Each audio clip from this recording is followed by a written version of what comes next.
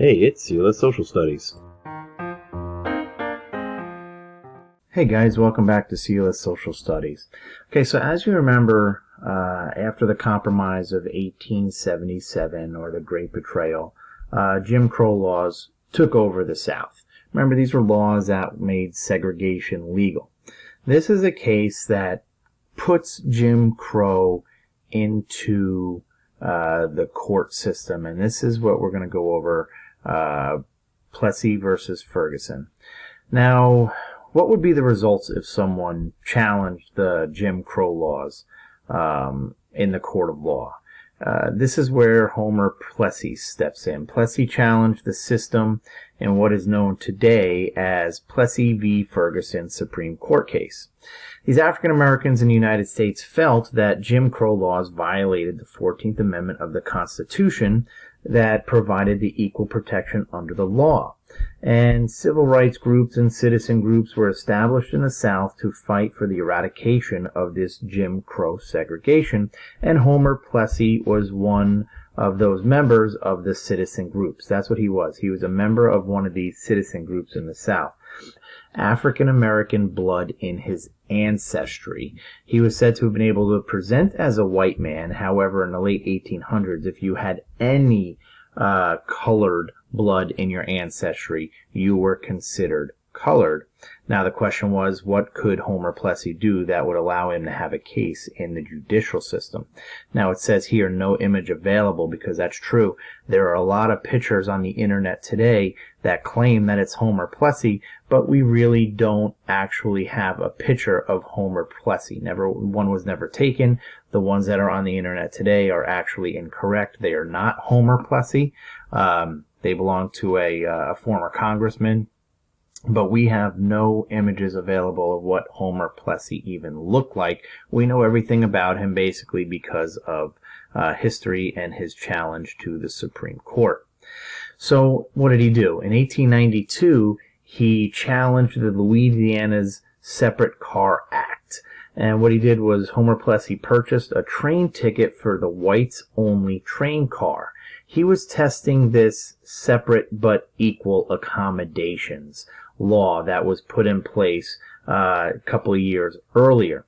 And since he looked white, he was sold the ticket without any issues. So after the train had left the station and Plessy was asked to give his ticket up, he responded to the ticket taker. He says, "Hey, listen, I am 1/8 African American." So immediately the train employee kicks Plessy off of the train, where he was immediately arrested for breaking that equal but separate accommodations law. So law enforcement took Plessy into handcuffs because he said he broke the law, because Jim Crow law states that if Plessy rode that white car, he could be arrested. He should have, or the police are saying that Plessy should have rode in the coloreds-only train car. Plessy stated that these Jim Crow laws violated the 14th Amendment to the Constitution that said all citizens were to receive, quote-unquote, equal protection under law no matter the color of their skin. Okay, the state courts argued that Plessy and other colored Americans did receive that treatment. It was just separate. Okay, so on May 18th, 1896, the courts had something to say. The Supreme Court of the United States upheld the conviction that Plessy was in violation of Jim Crow laws. So they said that, yes, he broke the laws. The court ruled that the 14th Amendment did not say that colored people did not have the right to the same facilities as whites, just equal facilities. So this ruling suggested that whites and colored people could not share train cars. With this ruling, the Supreme Court created the separate but equal doctrine.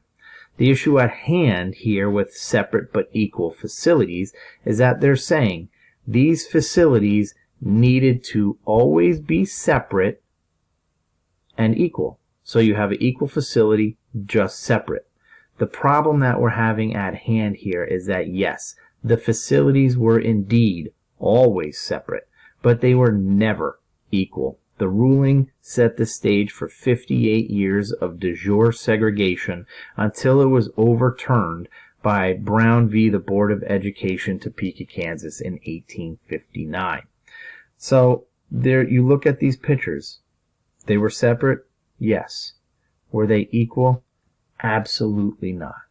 Right? Look at that high school on the left compared to the high school on the right. Does that look equal? No. Separate but equal? The white children, a few of them in there. They have these nice big desks, a nice room, everything hanging up on a wall. The colored children, not so much, right? Looks like older desks. Okay. Separate? Yes. Colored dining room in rear. Okay. Does that look equal? A school for white children 1930, a school for black children 1930 in Halifax County, Virginia? No. So some excerpts from the decision say laws permitting and even requiring their separation of blacks and whites in places where they are liable to be brought into contact do not necessarily imply the inferiority of either race to the other, and have been generally, if not universally, recognized as within the competency of the state legislatures in the exercise of their police power. The most common instance of this is connected with the establishment of separate schools for white children and colored children, which had been held to be a valid exercise of the legislative power even by the courts of states where political rights of the colored race have been longest and most earnestly enforced. We think that the enforced separation of races neither abridges the privileges or immunities of the colored man, deprives him of his property without the due process of law, nor denies him the equal protection under the laws, within the meaning of the 14th Amendment. And that was Justice Henry Brown, the majority opinion, in Plessy v. Ferguson, 1896.